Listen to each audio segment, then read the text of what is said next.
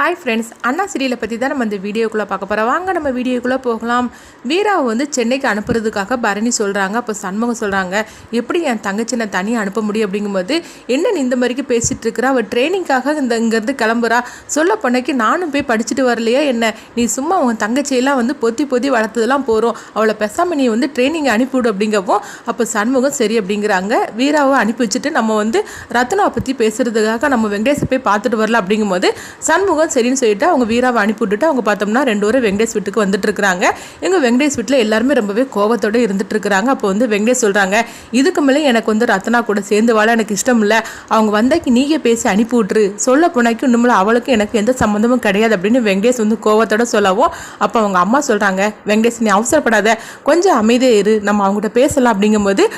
சண்முகமும் அவங்க பரணியும் வந்துருந்தாங்க. வந்ததுமே வந்து அவங்க சொல்கிறாங்க, எங்களை மன்னிச்சிடுங்க, என்ன இருந்தாலும் தப்பு எங்கள் மேலே தான் இருக்குது, ரத்னா வந்து அந்த மாதிரி வந்திருக்க கூடாது, அவள் பொருள் எங்கள் அம்மா மேலே இருந்த பாசத்தினால வந்துட்டா, அதனால தயவு செய்து அவளை தப்பாக நினச்சிக்காதீங்க, திரும்ப அவளை ஏற்றுக்கங்க அப்படிங்கும்போது அப்போ வெங்கடேஷ் சொல்கிறாங்க, என்ன நீங்கள் சொல்லிட்டு இருக்கிறீங்க, நான் அன்னைக்கு அவள்கிட்ட எவ்வளோ தூரம் எடுத்து சொல்லி கூட்டிகிட்டு வந்தேன், ஆனால் இந்த மாதிரி எங்களை அவமானப்படுத்தணும்னு சொல்லி கொஞ்சம் கூட எதிர்பார்க்கவே இல்லை, ரிசப்ஷனில் நாங்கள் எவ்வளோ அவமானப்பட்டு போய் இன்னும் தெரியுமா, எங்களுக்கு எவ்வளோ அசிங்கமாகி போச்சுது, அதுக்கு எல்லாத்துக்கு காரணம் அவள் தானே அப்படிங்கவும் அப்போ வெங்கடேஷோட அம்மாவும் சொல்கிறாங்க, சொல்லப்போனால் உங்களுக்காகவும் ரத்னாக்காகவும் நாங்கள் எவ்வளோ தூரம் நாங்கள் விட்டு கொடுத்துருக்குறோம், ஆனால் அது எல்லாத்தையும் கொஞ்சம் கூட நினைக்காம இந்த மாதிரிக்கு எங்களை அசிங்கப்படுத்திட்டு போயிட்டால, அதை பற்றி நீங்கள் கொஞ்சம் கூட யோசனை பண்ணவே மாட்டீங்களா அப்படின்னு சொல்லும் போது அப்போ பரணி சொல்கிறாங்க, நீங்கள் சொல்கிறதெல்லாம் கரெக்டு தான், எங்களுக்கும் தெரியும் ரத்னா அன்றைக்கி பண்ணினது எவ்வளோ பெரிய தப்புன்னு தெரியும், அதுக்காக உங்கள்கிட்ட நான் மன்னிப்பு கேட்டுக்கிட்டுதான், ஆனால் தயவு செய்து ரத்னாவை மட்டும் ஒதுக்கி வச்சிடாதீங்க, ரத்னாவை வந்து நீங்கள் அழைச்சிட்டு வாங்க, நீங்கள் கூட கூப்பிட்டுக்க வேண்டாம், நாங்களே வந்து அவளை கொண்டு விட்டுட்டு போகிறோம் அப்படிங்கும்போது அப்போ வெங்கடேஷ் சொல்கிறாங்க, நீங்கள் என்ன சொன்னாலும் சரி தான்,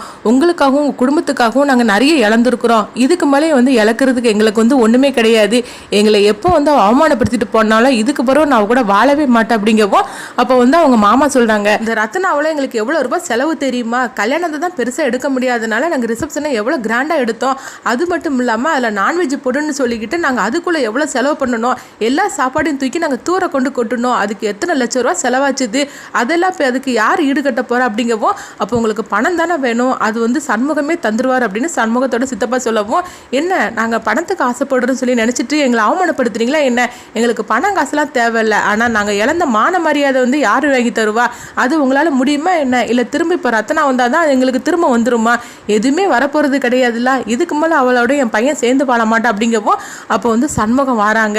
தயவு செய்து என்னை மன்னிச்சிருங்க அப்படின்னு சொல்லிட்டு சண்முகம் வந்து எல்லாருடைய காலிலையும் விழுந்துருந்தாங்க. இதை கொஞ்சமாக எதிர்பார்க்காத பரணி வந்து அவங்க கண்கலைங்க அழ ஆரம்பிச்சிருந்தாங்க. அப்போ சண்முகம் சொல்கிறாங்க, என் தங்கச்சி பண்ணது பெரிய லெவலில் தப்பு தான், அதெல்லாம் இல்லைன்னே சொல்ல மாட்டேன், ஆனால் அதுக்காக அவளை வந்து வெறுத்துறாதீங்க, தயவு செய்து அவள் கூட நீங்கள் வாழுங்க அப்படின்னு சொல்லிட்டு வெங்கடேஸ்வர சொல்லிட்டு அங்கேருந்து அழுதுகிட்டே கிளம்புறாங்க. பரணி வந்து அவங்க சண்முகத்தை இப்படி பார்த்துட்டு அந்த அன்னைக்கு அவங்க ரொம்ப சோகத்தோடு வந்துட்டு இருக்கிறாங்க. அப்போ வரக்கூடிய வழியில் சொல்கிறாங்க, சண்முகம் கொஞ்சம் நீ வண்டி நிறுத்த அப்படிங்கும்போது, என்ன பரணி அப்படிங்கிறாங்க. அப்போ வந்து இந்த விஷயம் வந்து யாருக்குமே தெரிஞ்சிடக்கூடாது, நம்ம வீட்டை தெரிஞ்சாக்கி கண்டிப்பாக வந்து ரத்னா வந்து ரொம்பவே கோவப்பட ஆரம்பிச்சிடணும், அந்த விஷயத்தை பற்றி சொல்லவே கூடாது அப்படிங்கும்போது 2 பேருமே இப்படி பேசிட்டு இருக்கிறாங்க. இந்த விஷயத்தை பற்றி பார்த்தோம்னா அவங்க சித்தப்பா வந்து எல்லாத்திலையும் சொல்லியிருந்தாங்க. இதை கேட்டுட்டு ரத்னா அதிர்ச்சி அடைகிறாங்க. என்னது, எங்க அண்ணன் வந்து அவங்க காலில் விழுந்து மன்னிப்பு கேட்டார் அப்படின்னு சொல்லிட்டு அதிர்ச்சி அடையும் போது அப்போ பரணியோட அம்மா சொல்றாங்க, என்ன இருந்தாலும் சரிதான், நீ எனக்கு பண்ணினது தப்பு, நான் தான் உன்னை வந்து விளக்கேற்றதுக்கு வர வேண்டான்னு சொன்னோம்ல, ஆனால் நீ எதுக்காக வந்த, உன்னால தான் இன்னைக்கு இந்த அளவுக்கு பிரச்சனை அப்படிங்கவும் நீங்க என்னதான் சொல்லுங்க அத்தை, அதுக்காக எங்க அண்ணன் வந்து அவங்க காலில் விழுந்தது